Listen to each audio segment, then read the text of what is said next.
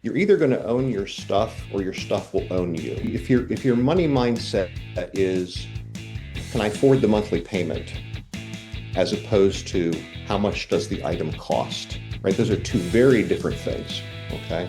And the monthly payment may seem manageable. If you sort of zoom out and look at the overall cost, it's just incredible the amount of what I'll call life energy that it takes to be able to afford that new car or whatever it happens to be, right?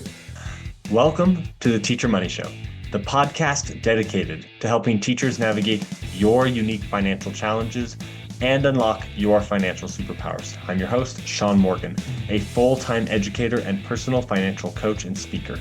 And I'm here to help every teacher, whether you are a seasoned teacher looking for fresh insights or a new educator navigating your first paycheck, to have a richer wallet, classroom, and life.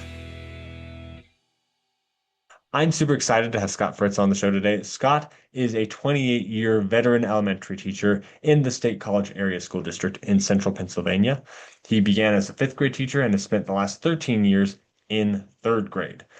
He is also the co-author of the TLDR pension series for Pennsylvania, along with our friend Carl. And he has two adult children, and he looks forward to being able to retire and get off that treadmill in the next 3 years or so and spend time with his wife in retirement. Scott, welcome to the show. Thanks so much, Sean. It's great to be here. So, I always like to ask people, like, education and finance are two kind of different things. How did you get started in education, especially in elementary education? I remember, just side story, I was at a job fair for teachers, and I was just checking it out. I wasn't even credentialed yet. A lady ran up, grabbed my arm, and said, "Are you an elementary school teacher?" Like, very excited, trying to bring males into elementary school was the big push at the time. And so I'm just curious, how did you get into education, elementary education specifically, and then how did you get interested in finance? Sure. So I took a pretty circuitous path to get to where I am today. Changed my major a number of times. My wife was a special education teacher right out of college. And so she always sort of was encouraging me along the way, and finally it stuck. But I think, as you mentioned, being a male was to my benefit because we clearly need more males at the elementary level. But anyhow, it was a great fit for me right from the get-go. And as you said, I've been at this for this is year 28. And how did you stumble into finance then? So, as I'm one of the older people in my building at this point, I started getting a lot of questions from teachers, just general questions and then questions related to our pension system, right? And what I found is that most people, even the veteran teachers, really had very little knowledge about how all that worked. They had a vague understanding that they were going to get something in retirement, right? And they would add Social Security to it. But beyond that, they really didn't have a really good working knowledge of how it all works and the implications for your personal finances, right? So as I started to try to answer some of their questions, I did some digging myself. And one of the things I discovered was that, for people like me, the pension will work out fairly well. But for younger employees, right, who were hired after 2019, they're almost like second-class citizens in a way because they're going to have to work longer and the benefits are not nearly as good. And so that got me sort of concerned when I was listening to the Teach and Retire Rich podcast, Dan Otter and Scott Danauer. They were interviewing Carl. And at that point, it was sort of a joke that I think was Dan said, you really ought to write one of these books for every state. He'd written one for Colorado. And so then it came to this idea of, well, maybe you need a partner for these, right? So a Google Doc was sent out. Carl sent that out, and I thought, I know enough to make myself, I know enough to be dangerous, I guess, right, as the saying goes. And so I filled out the form, and I worked with Carl, and the rest is history. Yeah, I love that. And I'm all about teach and retire rich. I love Dan and Scott. Talk to them pretty frequently. They're great people supporting, of course, the 403bwise.org and just getting the message out of, you know, being careful around the 403b is not ever able to be mentioned enough. Right. So, what do we want to talk about today in our discussion is this idea of behavior finance. People think that money is math driven, but it's really more behavior driven. If I was going to put numbers to it, ironically, I'd say that only like 20% is knowing the math, and probably 80% is just the more psychology and behavior piece of getting that right. So the one of the things that kind of like people start off on when they're trying to think of like how do we think through our behavior, why do we behave the way we do, is our money story, which is like our origin story, like if we are a superhero, but with money. So what why do we need to know this money story? Why does it matter? Why does it affect us? What are your thoughts on that? So the money story is really important. And when I refer to that term, the money story, what I'm getting at is really it's all of your experiences related to money. So generally speaking, it starts when you're very young, in your family, um, the conversations that you have about money or lack thereof, right? Whether there's a scarcity mindset in the household or whether, money is flowing pretty freely, it's fairly abundant, all of these things, good discussions as well as maybe arguments around money. So when we're a young adult, we take a lot of this with us, right? And it forms our frame of reference in terms of how money works. Sometimes we have a really good frame of reference, and in some cases we have a lot of misunderstanding as to how money works based upon these experiences that we've had, right? Um, it's sort of the sum total of all these experiences, and it never really your money story continues, right? As you age, because you read, you listen to podcasts, you talk to people, you start to think critically about some of these things, and so generally speaking, when you do that, think about that money story. Typically, you either view yourself as a spender or a saver, and I may be jumping ahead here just a little bit, but there's some shades of gray in there. They're not everybody's, totally a spender or totally a saver. But that's one of the things that comes out of you analyzing, all of your experiences around money. Okay, so we have, just I guess this understanding of who we are. It matters because it affects the way that we interact with money, right? Absolutely. Like um, the way that I view money depends a lot on, how money was talked about and handled. I mean, I was a child, not a child, I was a high school student. So like I was coming aware during the Great Recession. That dates me, everybody, but whatever. And that really impacted my mindset. Obviously, like we went from things were great to we're having freezer burnt casserole because that's the only thing that we can eat right now. And we found it in the back of the freezer. So it was a very large shift in my money story. And I can look back on that and recognize how that kind of influenced the way I think about money. And I just feel like that's important. And of course, as you said, one of the things that come out is the spender saver thing. There are other things, but I think the spender versus saver is probably like the most forward of the money habits that can appear from our money story. So, uh, why do we need to understand this the spender saver dynamic, and how does that influence how we should approach our money? Sure. So it does have a large impact, right? So part of this process too, in my mind, is doing what I call a money audit. Okay. And when you do that money audit, right?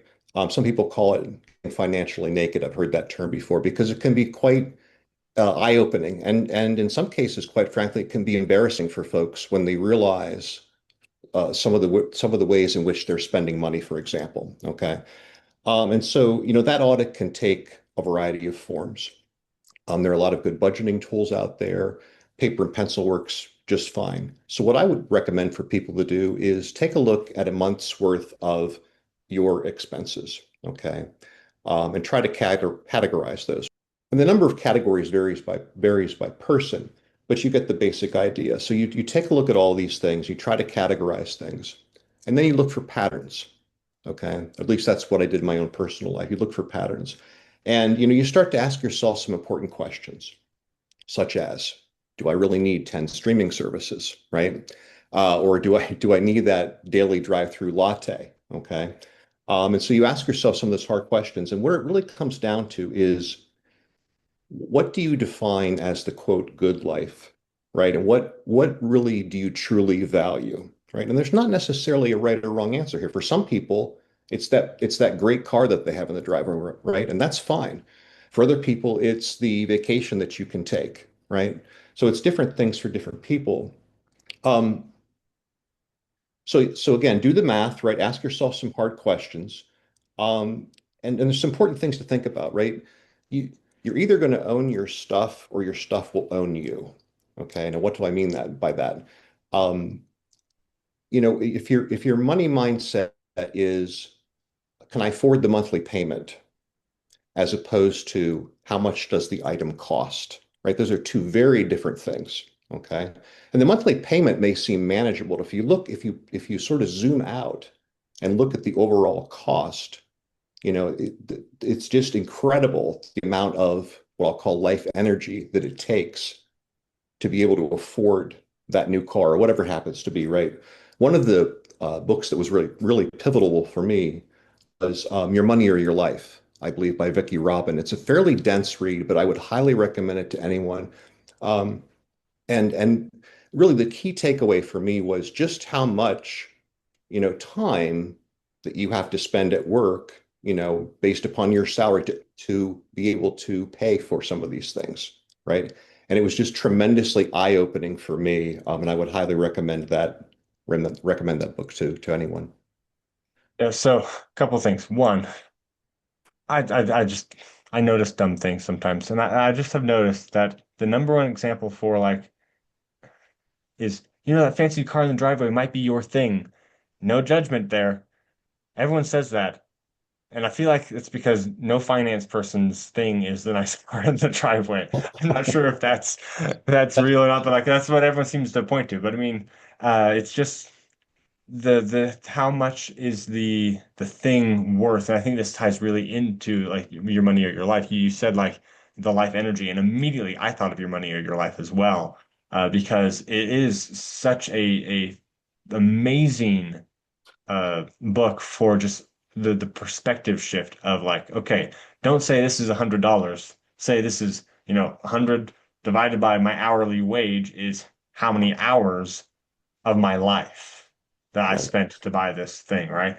And that can start to be daunting and be like, seriously, I spent that many hours working to afford this, right? So that's the thing that I think is just, speaking of TLDR, that's the TLDR of your money or your life. But I'd recommend the book for sure. Yes, absolutely.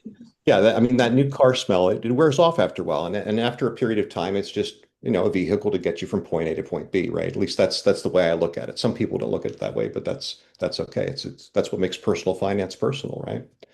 Um, so yeah, so asking yourself those hard questions, and I think that what you will find, or at least what I have found, is that really the best thing that money can buy is your freedom, the choices that you can make and your freedom. And I learned that a little too late, right? So I've got the golden handcuffs now. I'm too far into my career to really pivot at this point. I'm just a couple of years away from being able to retire without any with a full pension, I guess is what I'm trying to say, right? And so, I didn't know about fire early on, some of those concepts that come up, but in any event, Yeah, and you're there, you're almost made it. I say more power to you, right? Just going a few more years. I don't think pivoting at this point is even worth it, yeah, even if without the handcuffs. And. yeah, But the pension is of course a powerful, powerful thing that teachers have, which speaking of behavior finance, I think the reason it's so powerful is because it doesn't take much behavior from us, right? The automatic nature of a pension, like you have no choice in the matter. You will contribute, your school will contribute, and you will get a pension when you retire. End of story. Is one of the best features of the pension. I mean, I'm pretty sure that most pensions, if you had the money yourself and you chose to invest it yourself, you would probably end up with more money at the end. But it's really hard to say that you would invest it yourself.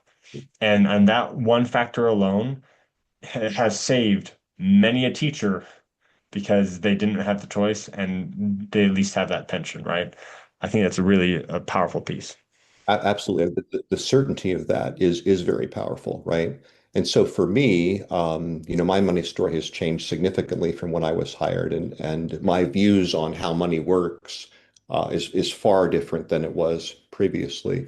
So yeah, so that pension really is something that is powerful, and it will lead to some different choices in terms of deaccumulation, right? We're primarily talking about the accumulation phase right now. I don't want to go down a rabbit hole too far, but the pension is very helpful in terms of that deaccumulation phase as well, because you've got at least that, that base consistent, it's going to show up each month kind of thing. And you got to spend it. I mean, oh, you don't have to spend all of it, but like it's not like you can keep squirreling it away. Like it's coming out, you're getting taxed on it. There's no like game to play on like, oh, how can I get like tax? You're just it's there. It's now like a paycheck. And I think that that is true. And speaking of this, switch to deaccumulation, we were talking about spenders versus savers. I feel like in the personal finance space, we spend so much time, like even if we aren't originally a saver, trying to become a saver, become an even stronger saver, like really, lean into the saver thing. And then we get to retirement and suddenly you're supposed to stop. Um, are you That doing that anything to can prepare for that?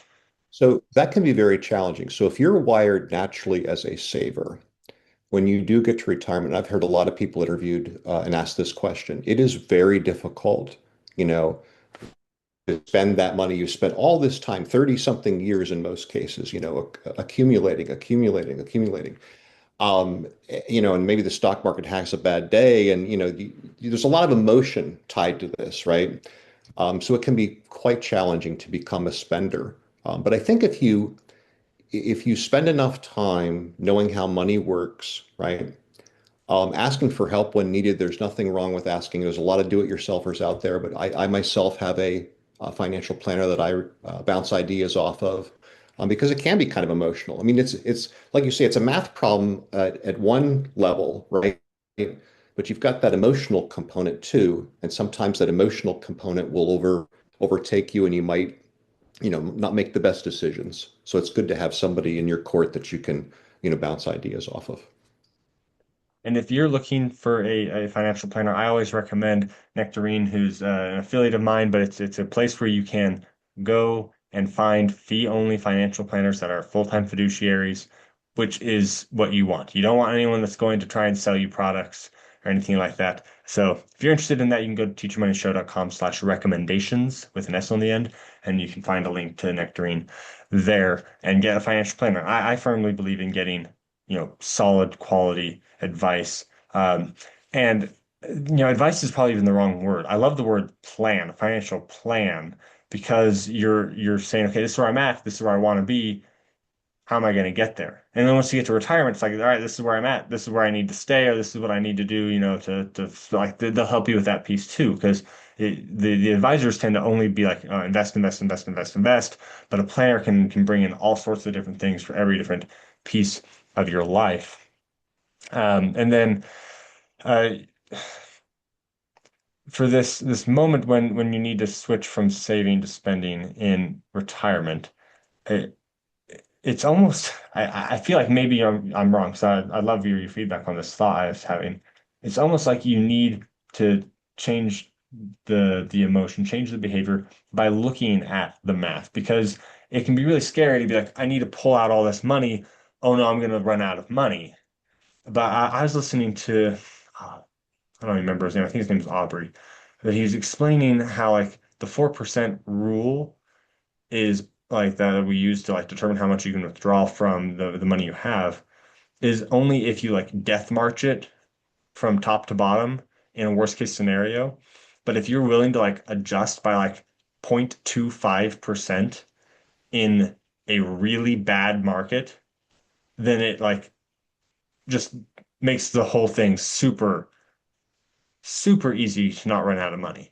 So just like having the and I'll find that link and put that in the show notes at teachermondayshow.com/podcast. So that way you can find that I can reference this particular piece of math because it blew my mind how small the adjustments were to be able to keep going forward and not be afraid of running out of money because the math works out that way. So that's my thought. Like if you can know the math of how to accumulate it to help you get there, maybe knowing the math of the deaccumulation will help you be able to spend. What are your thoughts on that? I think that's very true. I think that for me, once I had that plan for my financial planner, right, that gave me a lot of comfort, right, in knowing that what I had was going to be accurate, right? They can run Monte Carlo simulations. I forget exactly what the percentage was that we would, succeed, so to speak. It was up in the high 90%, right? So that gives one a lot of comfort in the math part of it. So yes, so having that plan and honestly, um, having that plan as soon as possible. I think at the beginning of your career, it's sort of essential to kind of reverse engineer things, right? I think about, okay, what do I want life to look like, when I retire? And that's hard for a lot of young people because, it seems like it's so far off, but the time goes so quickly. And the sooner you can have that plan in place, right? I think the better off you're going to be.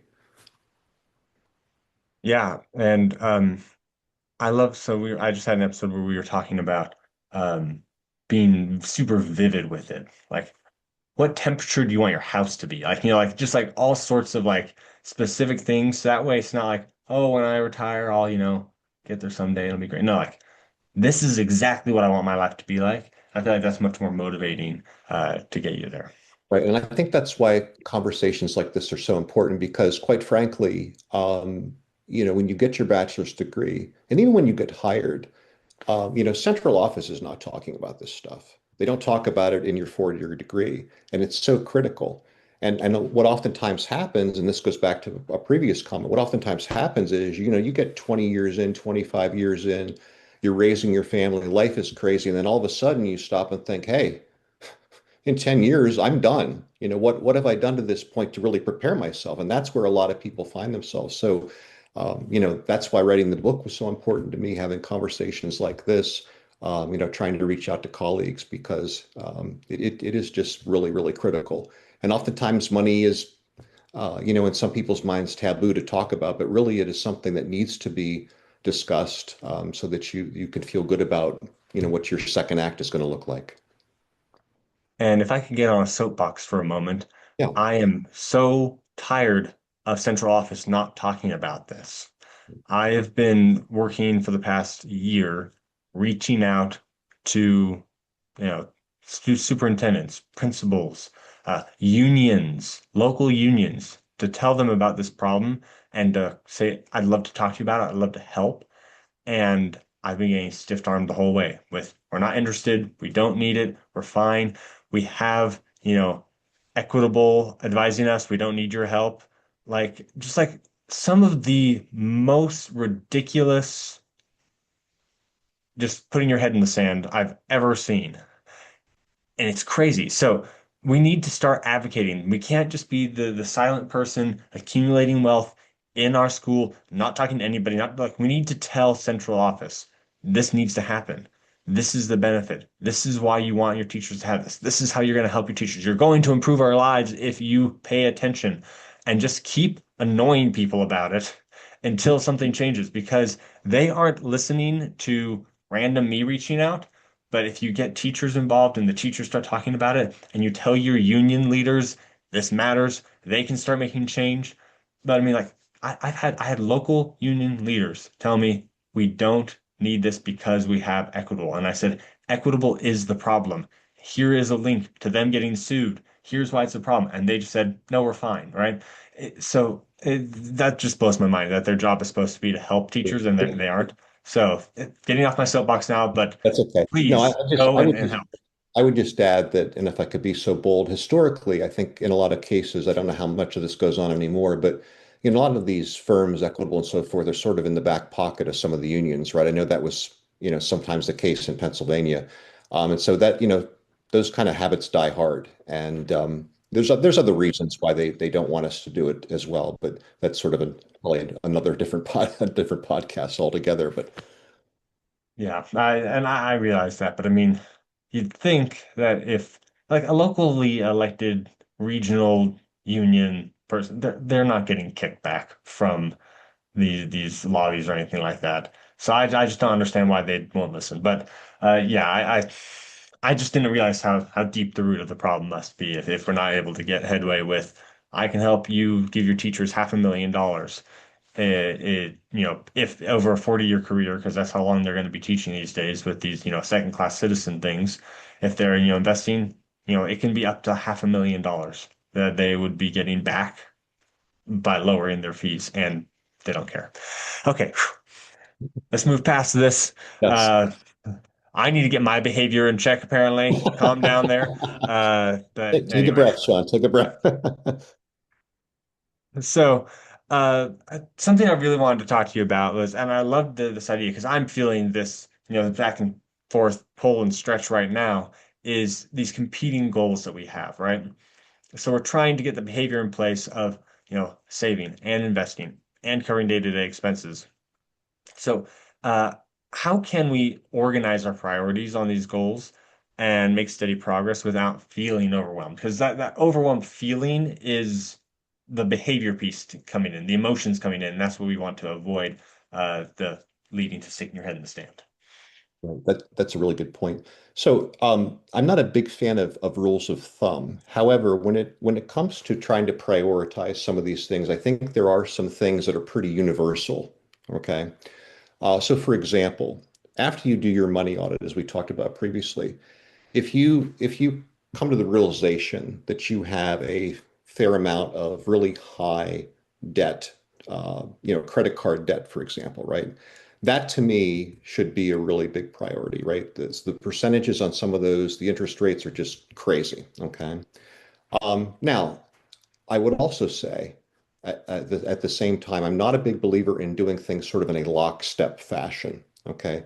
There are some out there that say, okay, you step A and you don't do anything else until you move to step B and so on, the whole way down the line.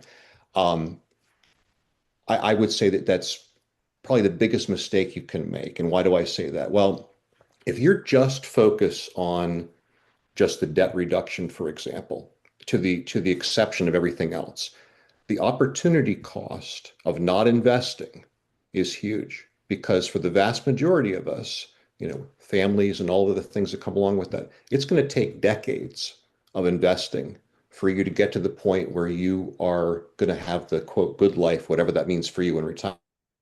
If you're doing just debt reduction and nothing else, you're probably going to regret that later. Okay. So I would say again, high debt, make that a priority, right? But then in terms of your saving and some of these other things, I would start by thinking seriously about, okay, what is my overall savings rate? Okay. Um, a lot of people they look at it like, okay, what's left over when I pay all the bills and everything else? That's what I'll save, right? And what ends up happening is you don't save anything, right? So, but if you think of it in terms of, okay, what am I going to save? If that's like my first thought process, right? Whatever that percentage is, and then sort of build everything else around that, if that makes sense, right? And so there are a lot of really good tools now that can be used to, determine some of this stuff, much, much more so than there used to be. One of the YouTube people that I like to follow, his name is Rob Berger. And Rob has a website that has wonderful calculators on it. And I follow a lot of his work pretty extensively. But in any event, you can use some of those things to help you in these areas. Whether you want to do the debt snowball or the avalanche method or what have you in terms of debt reduction, right? Yeah, so a couple of things I'm thinking of just looking at the saving, investing, covering day-to-day expenses.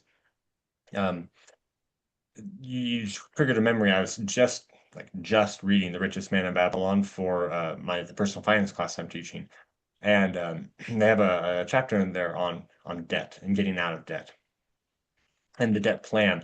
And the character says, "I'm going to spend 10% on myself, my future wealth, investing, right?" 20% on debt payoff and then live on the remaining 70% of my income. And that kind of covers those areas you were just talking about, right? Investing, paying off debt. I consider paying off debt saving. You're saving yourself a ton of money and Yes. then living off of that 70%. And then once you're out of debt, you can just like start socking away that 20% for sure. And there's emergency funds that can go in there, all those things. But I like that breakdown he has in there because he's not neglecting the long-term wealth growing because time is much more important, much heavier factor than dollars in compounding. Yes. So the sooner you start, the faster that'll start, snowballing forward. You just cannot neglect time in that factor. You can't say, "Oh, I'll just catch up later," because once you've lost the time is absolutely gone. Um, but I think I'll agree with you that if you have high interest credit card debt, pay it off first. Like there's no reason not to like I cannot think of a single scenario where having high interest credit card debt is a good idea because you want to prioritize something else. So I think those are some good, pretty safe rules of thumb we could say blanketly to everybody. Yes. So for these prioritizing these things, do you use automation to do this at all, or do you feel like how do you work that into the system? Or I do use automation, right? In fact, I've been working a little bit here recently, trying to think ahead a little bit in terms of, when I do retire and the various accounts that I have, right, and money that I can pull out from my pension, my contributions interest, and where that's going to go, what that's going to look like. And so I sort of landed on Fidelity as the broker that I'm going to use for a variety of different reasons. But in any event, I have started to put some things in place in terms of automation, linking my credit union with my brokerage account and doing some things just to sort of prep myself for the inevitable, right? But automation is really, really important. It's never been easier to automate certain aspects of your finances, right? So, one of the easiest things in terms of automation is and from a mental perspective too, is saving right off the top of your paycheck. Okay, now I'll go back to the 403b for a moment. There are a lot of bad 403bs out there. However, there are some that are decent. And as you get raises, you can think about increasing those things, right? I would say though, if you are a newly hired teacher, right, you're at the lower end of the pay scale. I would much rather see you max out a Roth first before you do the 403b because it's going to grow tax free. And if you play by all the rules, you're going to be able to access that money. It's not subject to RMDs, those kind of things, right? Now, as you progress in the pay scale, you might want to consider increasing the 403 but a little bit. I mean, RMDs aren't the end of the world, but I think to have balance, right, in terms of your tax advantage accounts, right? It's good to have, certainly as much tax-free growth as possible, but it's also not a bad thing to have some tax deferred kinds of things as well, right? I mean, who knows what tax rates are going to be in the future? And so if you've got some diversity there, you can sort of pick and choose depending upon the climate of the tax code at the time to sort of weather some different things. So I'm a big believer in having a variety of those kinds of accounts. Yeah, I love that. And for the record, I also use Fidelity. It's great. If you go to teachermoneyshow.com/recommendations, I have a link there if you want to open up an account because I believe that the automations that make it run they're fantastic. You're able to set up everything. It's a bit of a learning curve, like any of these brokerages, because there's so many things you can do. But I have just a recurring, this going there, that's going there. These are going to automatically invest in this or that and it just happens without me having to think about it, which is so, so important. And I'm able to have that diversity you're talking about automatically without having to manually do those things. And if I had to do that manually, like just last, last night, 2 nights ago, I had an AC unit break, which is not cheap. So I'm having to fix that. It'd be really tempting to just not invest when that happens. But since it's automatic, it's so much more of a pain to go in there and try and like stop it so I can, whatever. Like I'm not going to do that, right? So it just keeps happening automatically, which I think is the power of the automation piece and creating that. And I love how you talked about, having that balance, having different places you can pull from. Flexibility, I think, is key because a lot of people are getting stuck with like I have all my money in, one retirement account and I have equity in my home maybe or something like that, but now I want to retire earlier. I want to do this or I want to pivot to that, but I don't have any other options Right. because it's all stuck in my 403b, for example, and I can't pull it out. Like that can cause some problems for Right. flexibility. So having multiple options is huge. If you have access to a 457, right, and you think that you're not going to be in teaching for the long haul, the 30, 35, 40 years, whatever it happens to be, 457 is definitely the way to go. Um, in terms of accessing that money, when separate service and some things like that. And that's where you need to do your due diligence, right? This can be very overwhelming, right? But if you do your due diligence, you listen to some podcasts, you read some books, you talk to some people, it's a lot less overwhelming once you make some of those efforts. Yeah, absolutely. Now, do check your 457. Not every 457 is amazing. Most of them are, but like, we have 457s here in Texas that have like 1.5% fees, which I'm like, is that really worth the flexibility they're going for? I don't really know, right? So, it's just something to consider. Right, exactly. Okay. Next thing I wanted to ask you about, just wanted to pick your brain, like, this is going to be like a hard, like, how do I choose the right one? Uh, what is the like if I had to make one behavior change. Do one thing, the smallest thing that I could do that's going to make the biggest long-term difference for my financial future. What do you think it would be? One major change. I would say be open to new ideas, right? I think it's important that, as teachers, we're lifelong learners. And I think being open to new ideas. I had a principal once that used the expression, like an idea for 5 minutes before you totally dismiss it, right?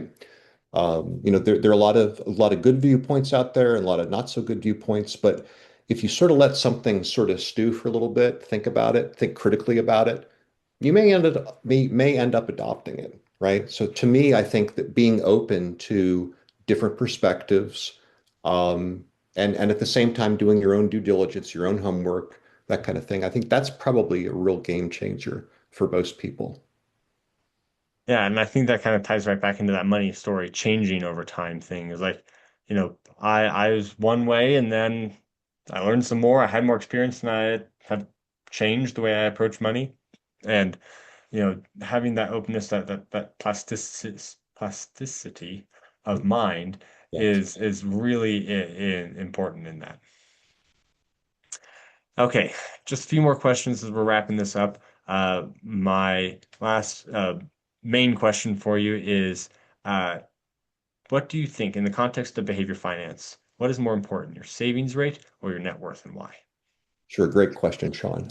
To me, I think that your savings rate is the driving force. It's the critical one, right? If if you have a good plan for savings and you execute it throughout the course of your career, the net worth piece is going to take care of itself, in my view, right? I mean, a lot of people get hung up on their net worth. Now, clearly, if you have a negative net worth, that's something you want to, get out of. Now, how do you get out of that? Well, you increase your savings, right? You pay off your debt, you increase your savings. So to me, savings rate is by far the more important concept of the two. Yeah, I think that a lot of people can get stuck on net worth and like I want the bigger net worth. But I've just come to appreciate much more and more the savings rate because if you can get your savings rate under control and get it where you want it to be, it not only allows you to put more money away, but it also means that you don't need as much to have the freedom that you want. Um, and but your savings rate is very much so in your control. Your net worth can go up and down with the stock market and things like that. So focusing on what you can control, that savings rate, much more impactful than what you can't control as much, which is your net worth. And at the risk of making this a commercial for Fidelity, I have no relationship with them. But one of the things I've found really cool about their website is that they have this thing called full view, right? Where you can literally have all of your accounts aggregated onto their site. It will calculate your net worth. It'll calculate all kinds of things. But it really gives you a broad perspective, a holistic view of your finances.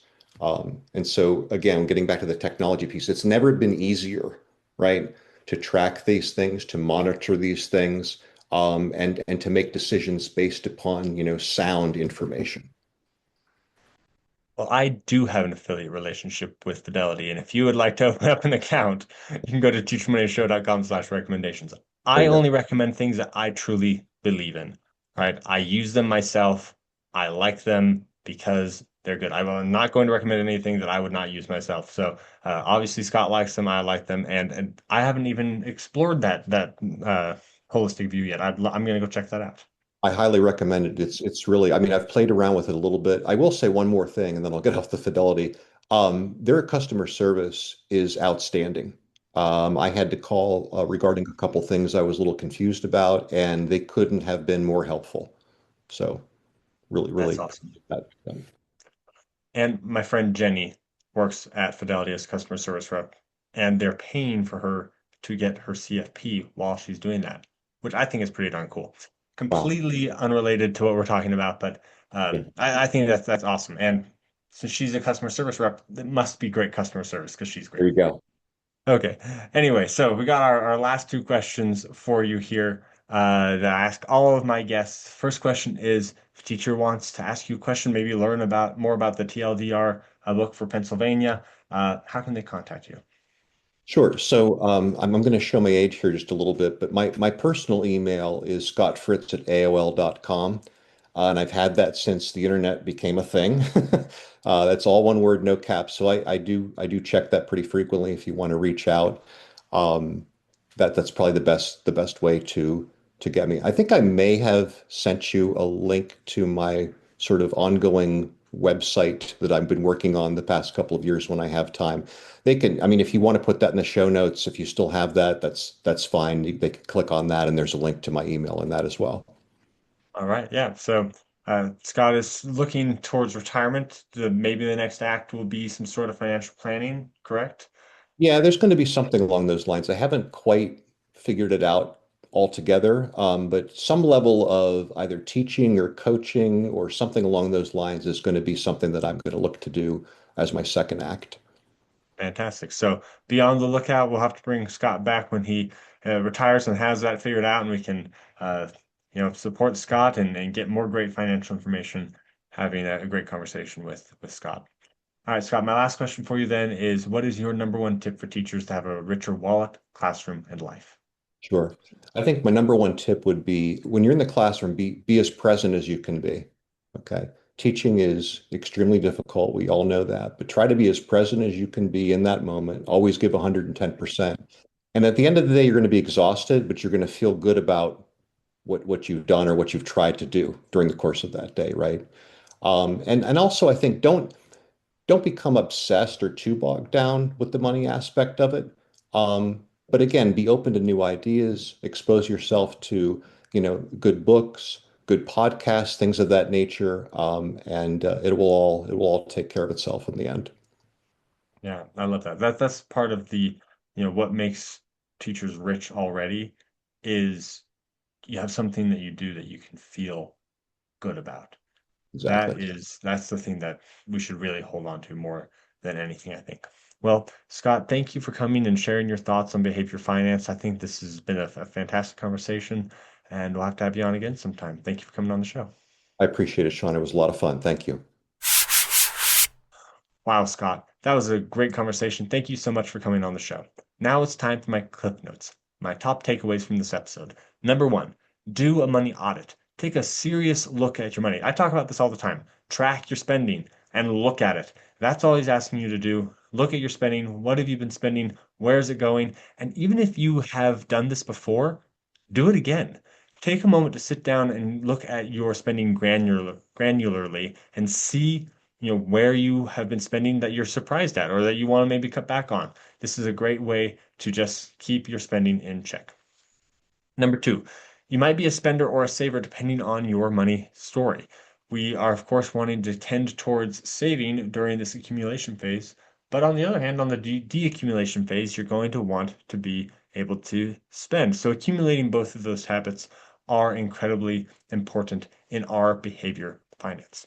Number three, my soapbox. Bug your district about getting financial education for teachers. Don't stop. Keep saying, look, we need this for the new teachers. We need this for our ongoing teachers. We need this to, allow us to just live better lives as teachers so that we don't waste our money on things like fees, etc.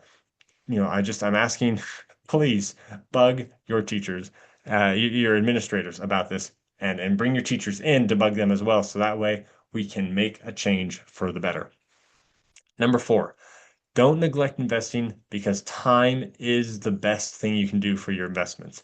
Even if you have high interest debt and the math says you should pay off your debt and then invest while you're paying off debt, even in small amounts to allow compounding to start making its great impact on your finances. Number five, use multiple accounts to get flexibility. Don't just stick with a 403b traditional or a Roth IRA. Put some here, put some there, put some in maybe even a taxable brokerage. In different places will allow you to pull money from where it needs to come from when the time comes in retirement. I think that was a fantastic little nugget there. Number six, like an idea for 5 minutes before you dismiss it. I think this is a great piece of advice because there's always going to be a new perspective, some different way you haven't thought of it before. And if you take the time to consider it instead of just spitting it out, it will allow you to maybe see great ideas that you hadn't thought of on your own and be able to accept them and bring them into your life. And then lastly, number seven, be present in the classroom. I loved how he didn't go in the money direction because most people say something about money, but be present in the classroom. That's going to lead to a richer classroom. Okay. Don't worry about it exhausting you because that's shows you're doing good work. Now there's difference between like I gave my all and I'm exhausted and I'm stressed and I'm exhausted. If you are stressed, that is a time to examine what the stress is, why you are stressed, your reactions to the situations, how you can change situations, things like that to reduce stress. So stress fatigue versus I gave my all fatigue, two different things. If we're in the stress mode, we need to get out of stress mode. So that way we can give our all instead, because that's the type of fatigue that feels good at the end of the day. And then don't obsess about the money, right? Get it right. Make sure you're going to have a comfortable retirement, a comfortable life, and then focus on the classroom because that's what really matters. Now, of course, because you're focused on your classroom, you're giving it your all, you're exhausted at the end of the day, you, as a teacher, are already rich. Your wallet just needs to catch up. If you would like help on your personal financial situation, go to teachermoneyshow.com/coaching and you'll be able to find different ways I can help you there. If you would like to participate in spreading this message of financial empowerment to teachers, I would encourage you to talk to your administrator or to your district level about going to SeanKMorgan.com to find more information there. And regardless of which one of those you need, please like and subscribe so that way we can spread the reach of this more. Leave a 5-star rating and review. That's going to help more teachers find this. And then turn around and tell a teacher friend. I really appreciate it.